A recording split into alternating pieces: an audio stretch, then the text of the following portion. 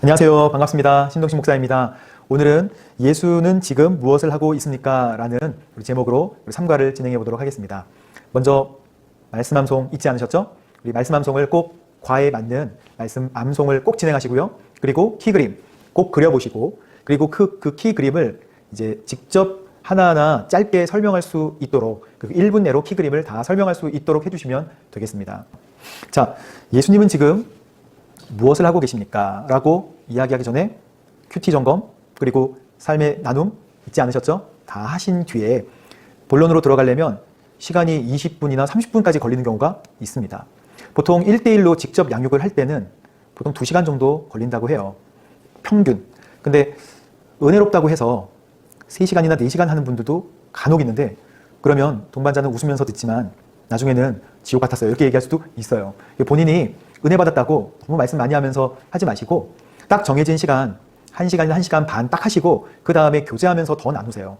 그러니까 이 시간 안에 너무 길게 잡아서 어디 가지도 못하고 끝까지 막 2시간 이상 3시간까지 가면 동반자는 만나는 것을 두려워할지도 몰라요. 그러니까 삶의 나눔과 그리고 말씀, 핵심적인 말씀들을 점검하고 요약하고, 그리고 제일 마지막에 기도하는 것까지 1시간에 1시간 반 정도면 충분하실 것 같아요. 그리고 나눔까지 가지면 2시간 정도가 됩니다. 반드시 2시간을 넘지 않도록 꼭 필요하면 넘어도 되겠지만 될 수 있으면 그 정도 시간을 맞춰주시는 게 가장 좋을 것 같습니다. 자, 예수 그리스도 1, 2, 3, 4를 저희가 보고 있는데요.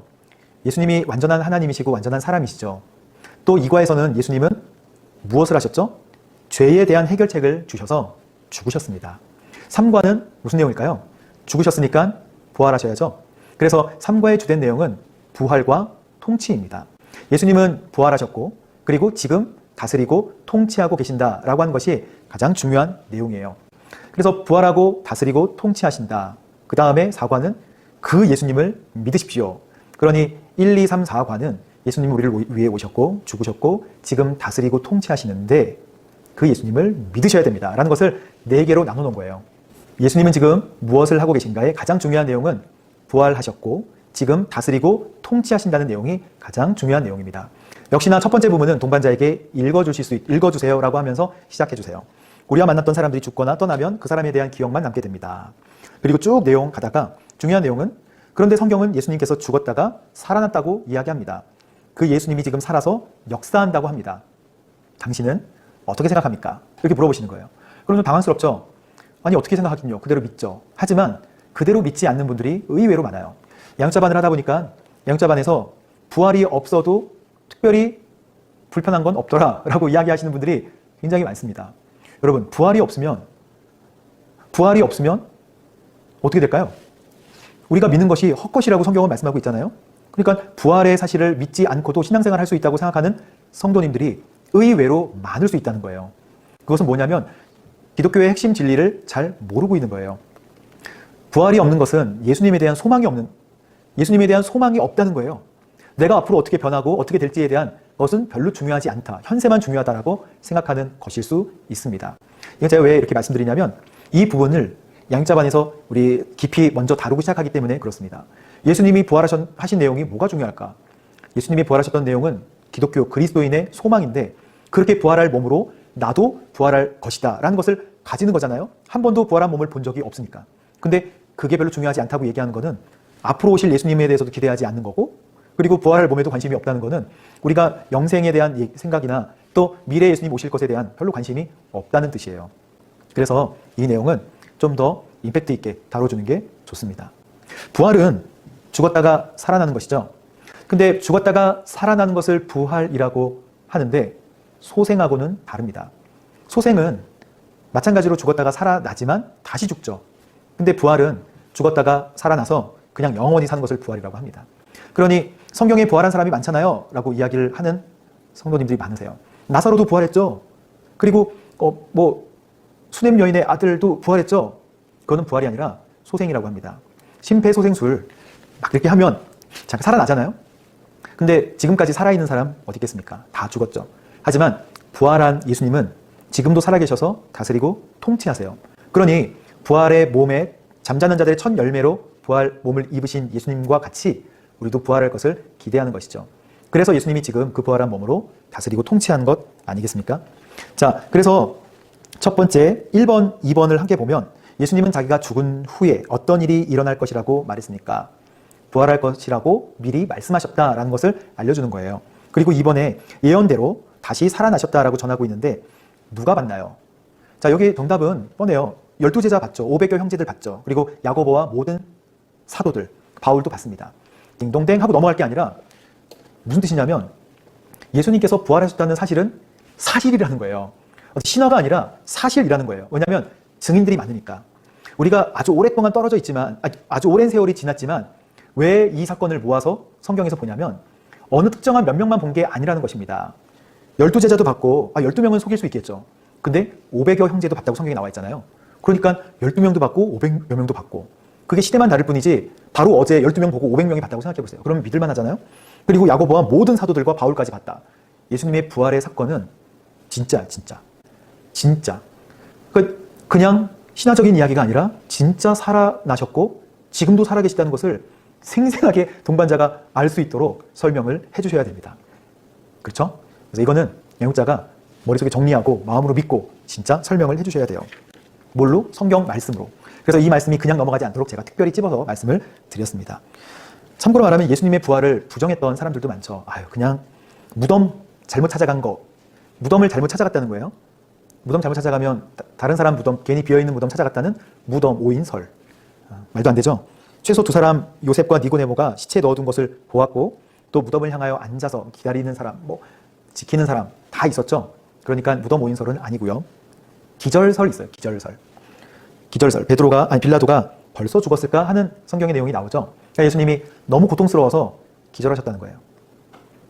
그러다가 무덤에 들어가서 깨셨다는 거죠. 말도 안 되죠. 그냥 상식적으로 말이 안 되죠. 왜 그러냐면 그 로마 병사들이 확인을 하기를 죽었으니까 다리도 꺾지 않았는데 기절했다가 이건 제가 양자반에서 설명하는 거지만 고통스러워하다가 벌떡 무덤에 들어가서 일어나가지고 상처받은 몸, 막 여기 손 뚫리고 옆구리 찔리고 이런 몸으로 내가 부활했다 이렇게 할 사람이 있겠습니까? 상식적이지 않죠. 사실 그 당시 상황으로 봐도 이건 전혀 불가능한. 그리고 물과 피가 다 그리고 완전히 죽으신 것을 모든 사람이 확인했는데 이게 팩트가 아니죠. 도적설 있어요. 도적설. 가장 그럴듯한 도적설. 자, 도둑이 가져갔다? 이런 거 있습니다. 도둑이 어떻게 가져갑니까? 로마 그 군인들이 철두철미하게 지켰다고. 그리고 그 내용이 성경에 나오잖아요. 제자들이 가져갔다. 그럴듯할까요? 제자들이 가져가면 과연 그 제자들이 죽었던 예수님 그걸 스승으로 목숨을 걸 수 있을까요? 거짓말에 목숨을 걸 수 있을까요? 진짜 살아났으니까. 진짜 살아난 것을 봤으니까 그 다음에 제자들이 다 목숨을 걸고 다 순교한 거예요. 로마 유대 당국자들이 가져갔다? 이것도 말이 안 되죠. 초대교회의 말씀 증거의 핵심 내용은 그가 살아나셨다예요. 그러니까 그가 다시 살아나셨다라고 계속 증거하고 있는데 그렇게 증거하는 제자들에게 예수님 시체, 로마 군사들이나 아니면 유대 사람들이 예수님 시체 보여주면 다 게임 끝인데 가져갔다면 보여줬겠죠. 말이 안 되는 것이죠. 그래서 이 부활을 의심하면 부활은 소망이잖아요. 그 소망은 성경에 닷과 같다고 했어요. 그러니 바다에서 배에서 닻을 내려가지고 배가 흔들리지 않게 하는 거예요. 그러니 부활 소망이 흔들리면 신앙이 전체가 흔들리는 거예요. 사람들이 잘 모르고 있어서 이 부활에 대한 내용들은 잘 다뤄야 됩니다. 그래서 3번에 부활 후에 예수님이 자신이 어떤 존재인가를 이제 말씀을 해주세요. 왜 이 3번에 이 말씀을 하시냐면 로마서 1장 4절 말씀을 통해서 하늘과 땅의 모든 권세를 하나님께서 받으셨다. 제가 직접 읽어드릴까요? 성결의 영으로는 죽은 자 가운데서 부활하사 능력으로 하나님의 아들로 선포되셨으니 곧 우리 주 예수 그리스도시라. 이걸 동반자가 읽도록 해주세요. 그래서 예수님이 어떤 분이세요? 죽은 자 가운데서 부활하사 능력으로 하나님의 아들로 선포되신 분. 자, 그래서 예수님이 능력으로 부활하시고 하나님의 아들로 선포되셔서 우리 주 예수 그리스도시다 라는 것을 말씀하고 있습니다. 자, 하늘과 땅의 모든 권세, 하늘과 땅의 모든 권세를 가지셨다. 마태복음 28장 18절 말씀이 같이 나오는데 하늘과 땅의 모든 권세를 가지셨다라고 하는 의미는 절대 주권을 가지셨다라는 의미예요. 주권은 뭔가요?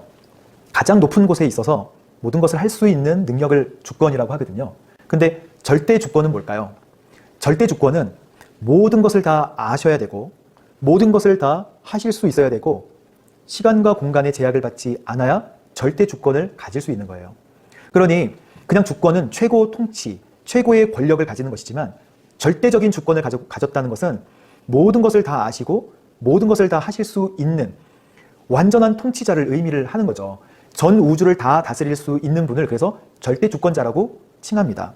근데 마태복음 28장 18절에 뭐라고 나와 있냐면 하늘과 땅의 모든 권세를 주셨으니, 그러니 지금 부활하신 예수님께서 그 부활의 몸을 가지고 지금 모든 세상의 통치, 모든 세상의 조율을 다 하실 수 있는 절대 주권자가 되셨다라는 것이 핵심 내용이에요. 그러니까 예수님은 그냥 그 옛날에 그렇게 아름다운 전설의 고향 이야기로 끝나셨다, 이게 아니고 절대 주권자가 되셔서 세상을 다스리고 통치하신다라고 하는 것이 핵심 내용입니다. 그래서 여기 보면 예수님은 어떤 분이신가요? 그리고 지금 어디 계신가요? 부활 승천하셔서 하늘로 올려지셨다. 하나님의 우편에 앉아 계신다라고 표현되어 있는 내용이 4번과 5번입니다.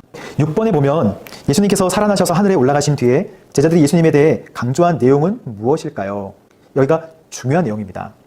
예수님이 죽으셔서 부활하시고 통치하시는데 이제는 우리가 무엇을 해야 되는가에 대한 내용이에요. 그래서 말씀을 보면 사도들이 큰 권능으로 예수님의 부활을 증거하니 말씀이 있고, 이 예수를 하나님께서 살리신지라 우리가 다 이 일의 증인이다, 이렇게. 그래서 하늘로 올라가신 후에 제자들이 예수님께 가장 강조한 내용은 우리가 그것을 증거하는 증인이다.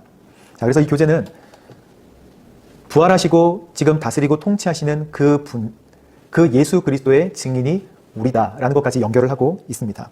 7번에 보면 그래서 그 부활 신앙이 우리에게 어떤 영향, 어떤 능력, 어떤 변화를 줄 수 있을까요? 라고 나와 있는데 이 부분을 동반자에게 꼭 물어봐 주세요.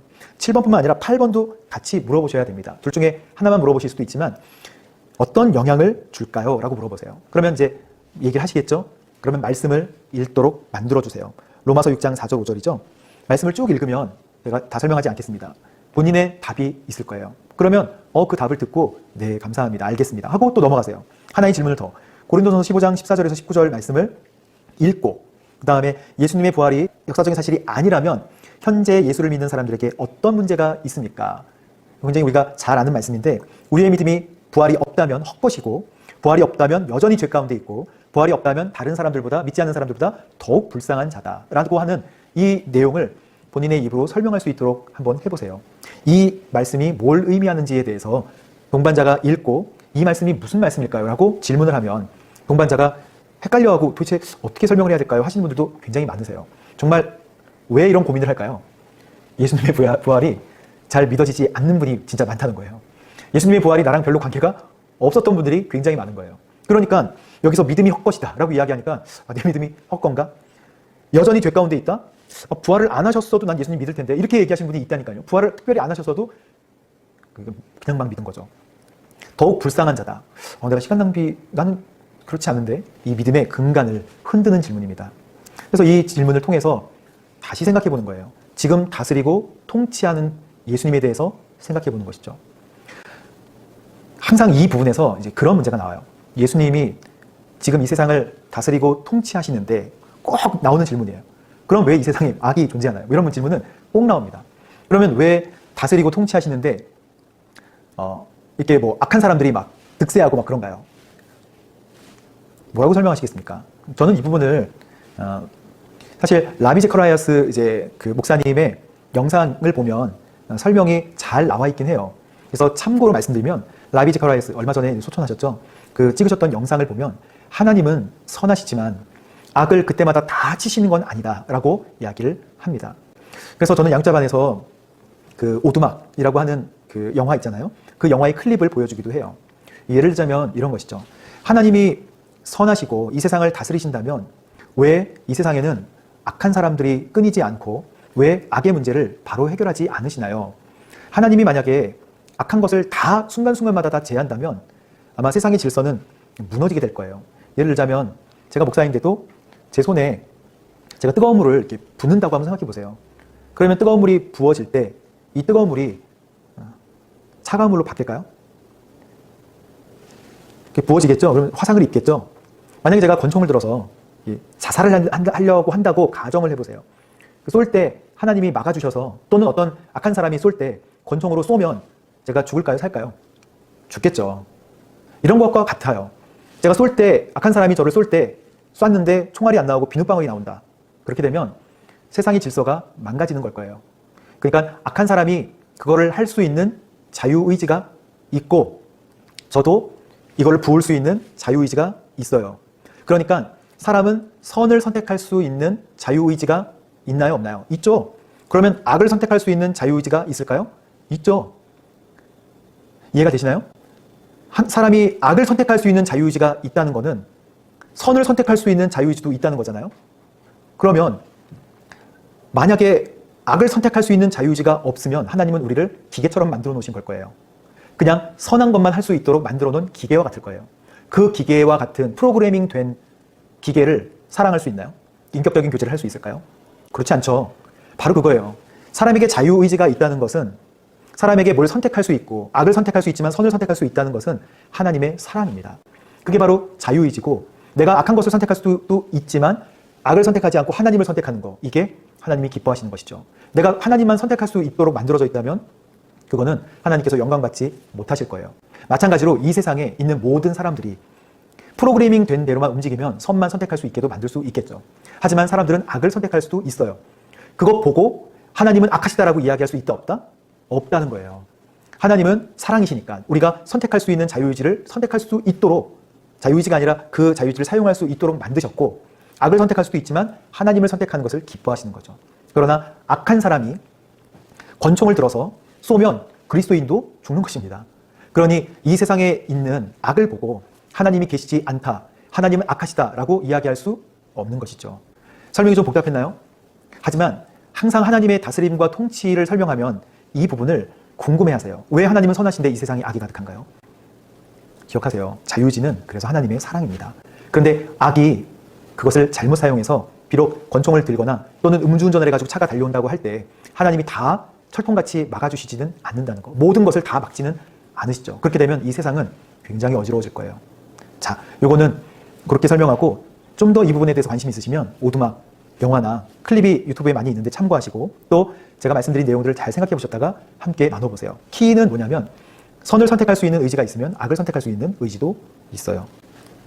자, 그래서 이 두 질문으로 예수님의 부활이 역사적인 사실이 아니라면 예수님을 믿는 사람들에게는 어떤 현상이 일어날까? 어떤 문제가 있을까?